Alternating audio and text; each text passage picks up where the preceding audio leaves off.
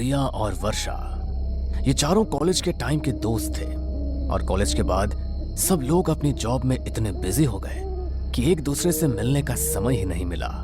New year आ रहा था तो सबने मिलने का प्लान बनाया और डिसाइड किया कि नया साल कश्मीर की वादियों में ही मनाएंगे। नितिन के पास अपनी गाड़ी थी तो रात को उन्होंने कश्मीर का सफर तय करना शुरू किया और अगली सुबह तक कश्मीर पहुंच गए। 31 दिसंबर का दिन था। वो बस रात को होने वाली न्यू ईयर पार्टी का इंतजार कर रहे थे। यार कश्मीर तो सचमुच स्वर्ग है। यहाँ की सुंदरता देखकर तो मैं मंत्रमुग्ध हो गया हूँ। यार पहाड़ी इलाके जितने सुंदर होते हैं वहाँ पर भूतों की घटनाएं भी उतनी ज्यादा होती है। मैंने सुना है कि कश्मीर में बहुत सी ऐसी जगह है जहाँ पर हमेशा लोगों को छलावा होता है और उस छलावे में फंसकर लोग मारे जाते हैं। अरे यार, तो क्यों हमें डराने की कोशिश कर रहा है? हम यहाँ पर न्यू ईयर सेलिब्रेट करने आए हैं, ना कि तेरी भूतिया कहानियाँ सुनने। अरे मैं तो बस सच बता रहा हूँ, तुम्हें नहीं मानना तो मत मानो। वो सभी न्यू ईयर की पार्टी के लिए कश्मीर में एक कैंपिंग साइट गए। वहां पर पहुंचकर उन्होंने अपने टेंट लगाए और बॉनफायर जलाने की तैयारी की। वो सभी बॉनफायर जलाकर उसके पास बैठ गए। तभी नितिन ने कहा, यार मैंने सुना है कि कश्मीर की लड़कियां बहुत सुंदर होती है। पहाड़ी लड़कियों की खूबसूरती कुछ अलग ही होती है। काश अभी मेरे पास कोई पहाड़ी लड़की आए और बोले कि तुम कितने अच्छे हो, मुझे तुमसे शादी करनी है। भाई रात के 12 बजे किसी लड़की का तो पता नहीं, लेकिन कोई भूतनी जरूर तेरे पास आ सकती है। जब देखो तब फालतू की बातें करता रहता है। अच्छा बेटा, मैं फालतू की बातें कर रहा हूँ, तू तो जैसे बहुत समझदारी वाली बातें करता है ना। रिया और वर्षा के सामने ज्यादा सीधा बन रहा है। अच्छा तुम लोग बैठो, मैं अभी आता हूँ, बहुत जोर की लगी है।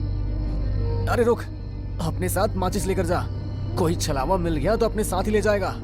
अरे तू बंद करना अपनी बकवास यार, अभी आ रहा हूँ बस मैं। ध्रुव ने कश्मीर में होने वाली कई भूतिया हादसों के बारे में सुना था, इसलिए वो बार बार सबको सावधान कर रहा था। लेकिन नितिन ने उसकी बात नहीं सुनी और बिना माचिस को अपने पास रखे झाड़ियों के बीच चला गया। वो जैसे ही वहां से वापस आने लगा तभी उसे वहां पर एक लड़की के रोने की आवाज सुनाई दी।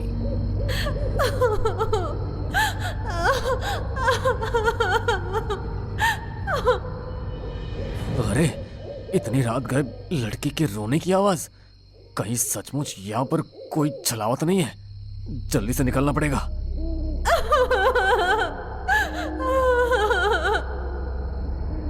नितिन जैसे ही वहां से जाने लगा तो उसे फिर से लड़की की रोने की आवाज सुनाई दी, तो वो वहीं पर रुक गया।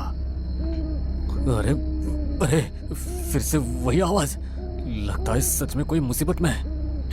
हाँ, मैं मुसीबत में हूँ। तुम इस तरह अचानक से मेरे सामने कैसे आ गई? अभी तक तो यहाँ पर कोई नहीं था। मेरी मदद करो। मैं तो बहुत समय से यहाँ पर किसी की मदद का इंतजार कर रही हूँ। अंधेरे की वजह से आप मुझे देख नहीं पाए। मैं बहुत मुश्किल में हूँ, प्लीज मेरी मदद कर दीजिए। शहर से आए हुए कुछ लड़के मेरे पीछे पड़ गए थे। बड़ी मुश्किल से अपनी जान बचाकर भागी हूँ। यहाँ पर अकेली रहती हूँ, कोई ऐसा है भी नहीं जिसके पास मैं मदद के लिए जा सकूं। आप मुझे अच्छे इंसान लगते हैं, आप मेरी मदद करेंगे ना? हाँ, तुम चिंता मत करो, तुम मेरे साथ चलो, तुम्हें कोई खतरा नहीं है। नितिन रास्ते भर उससे बातें करते हुए अपने दोस्तों के पास वापस आ गया। उसके दोस्तों ने उसे देखा तो हैरान रह गया। ये तुम क्या कर रहे हो नितिन? हाँ, मैं तो तुमसे इसे मिलवाना ही भूल गया। ये मुझे रास्ते में मिली। अरे कौन मिली? कोई भी तो नहीं है यहाँ पर। क्या? नितिन ने मुड़कर दूसरी तरफ देखा तो वहां पर कोई भी नहीं था। उसके पैरों तले से जमीन खिसक गई कि अभी तक जिस लड़की से वो बातें कर रहा था, अचानक उसकी आंखों के सामने से वो कहाँ गायब हो गई। अरे इस तरह भूत बनकर क्यों खड़ा हो गया? बताना क्या हुआ? कहीं सच में तो तुझे किसी छलावे ने नहीं पकड़ लिया था ना? इस बार ध्रुव की बात सुनकर नितिन सच में डर गया और उसके कानों में दबी हुई आवाज पड़ी जो उसी लड़के की थी। अब तो तुम समझ ही गए होगे कि मैं कौन हूँ। चलोगे ना मेरे साथ? ये आवाज जैसे ही नितिन के कानों में पड़ी तो वो अचानक बौखला गया और वही लड़की अचानक से उसे खींचने लगी। जैसे ही सबने देखा तो वो बहुत ही भयानक थी। वो नितिन को खींचते हुए झाड़ियों की तरफ लेकर जा रही थी। तभी रिया ने अपना दिमाग लगाया और बॉनफायर में जल रही एक लकड़ी को उठाकर उसके ऊपर फेंक दिया। तो उसकी देखा देखी सभी ऐसा करने लगे। ऐसी बुरी चीजें आग से डरती है, इसलिए आग को देखकर वो वहां से गायब हो गए। तभी उन लोगों ने देर ना करते हुए नितिन को उठाया और जल्दी से सब गाड़ी में बैठ गए। नितिन बुरी तरह सहम चुका था, इसलिए ध्रुव ने गाड़ी स्टार्ट की और वो वहां से निकल गए। जल्दी गाड़ी भगाओ ध्रुव, हमें जल्द से जल्द इस पहाड़ी इलाके से निकलना होगा। अगर रास्ते में हमें कोई और छलावा मिल गया तो आज तो हम सब मारे जाएंगे। अरे भगवान के लिए इनका नाम मत लो, मुझे पहले बहुत डर लग रहा है वर्षा। बस भगवान का नाम लेते रहो और दुआ करो कि हम यहाँ से सही सलामत अपने घर पहुंच जाए। गाड़ी में सब बेहद डरे हुए थे। ध्रुव फुल स्पीड में गाड़ी भगा रहा था। तभी अचानक उसकी गाड़ी के सामने वही लड़की आकर खड़ी हो गई और उसका चेहरा देखते ही देखते बहुत भयानक हो गया। उसे गाड़ी के सामने देखकर ध्रुव अचानक बौखला गया और गाड़ी का बैलेंस बिगड़ गया। गाड़ी जाकर सामने के पेड़ में टकराने ही वाली थी, लेकिन ध्रुव ने थोड़ी हिम्मत की और अचानक गाड़ी को ब्रेक लगा दिया। ये क्या कर रहे हो तुम? सबको मार डालने का इरादा है क्या तुम्हारा? अरे वो लड़की अभी फिर से मेरी गाड़ी के सामने आई थी, उसे देखकर मैं हड़बड़ा गया। क्या? ये क्या बोल रहे हो तुम? वो लड़की अभी भी हमारे पीछे है? तब तो इसका मतलब यही है कि हम लोग अभी भी उसके छलावे में फंसे हुए और वो लड़की हमें जैसे चाहे वैसे घुमा रही है। वो कोई लड़की नहीं है वर्षा, ये छलावा है। वो जो चाहे वैसा रूप ले सकती है, इसलिए हमें बहुत सावधान रहना होगा।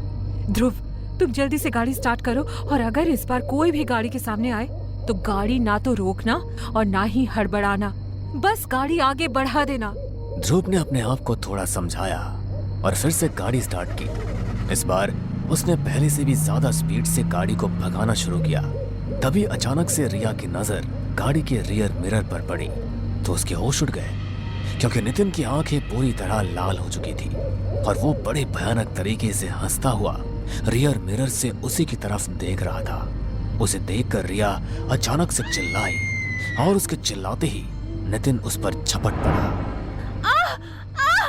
बचाओ, कोई बचाओ मुझे।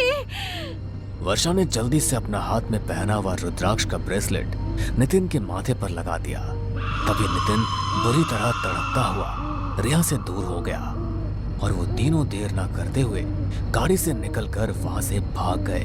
हमें कुछ भी करके जल्दी से जल्दी यहाँ से निकलना होगा। अब तो नितिन भी उसकी चपेट में आ गया और अगर उसने हमें ढूंढ लिया तो वो हमें मार डालेगा। तुम्हारे हाथ का रुद्राक्ष का ब्रेसलेट कहाँ गया वर्षा? ओह माय गॉड, लगता है मेरा रुद्राक्ष वाला ब्रेसलेट गाड़ी में ही गिर गया। Oh no.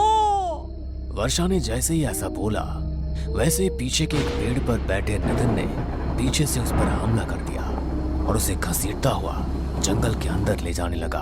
बचाओ, प्लीज बचाओ, ये मुझे मार डालेगा। रिया, क्या तुम्हारे पास कोई धार्मिक चीज है जिससे हम वर्षा को बचा सके? नहीं ध्रुव, सिर्फ वर्षा के पास ही रुद्राक्ष वाला ब्रेसलेट था जो गाड़ी में रह गया। हमें गाड़ी के पास जाकर वो ब्रेसलेट वापस लेकर आना होगा। अब वही ब्रेसलेट हमारी रक्षा कर सकता है। अरे लेकिन हम अगर वापस गए और नितिन ने हमें पकड़ लिया तो हम क्या करेंगे? कुछ ना कुछ तो करना ही पड़ेगा न ध्रुव, वरना वैसे भी हमारे पास बचने के लिए कुछ नहीं है। अगर हमें वो ब्रेसलेट मिल गया तो कम से कम हम अपनी जान तो बचा सकेंगे। दोनों ने हिम्मत की और भगवान का नाम लेते हुए गाड़ी की तरफ वापस जाने लगे। थोड़ी देर बाद वो दोनों गाड़ी के पास पहुंच भी गए। तभी रिया बोली, तुम यही रुको ध्रुव, मैं गाड़ी से रुद्राक्ष वाला ब्रेसलेट लेकर आती हूँ। रिया जैसे ही ब्रेसलेट लेने के लिए गाड़ी का दरवाजा खोलकर गाड़ी के अंदर गई, वैसे ही गाड़ी अचानक शुरू हो गई। रिया ने देखा तो नितिन गाड़ी चला रहा था और उसका पूरा चेहरा किसी प्रेत की तरह भयानक हो गया था।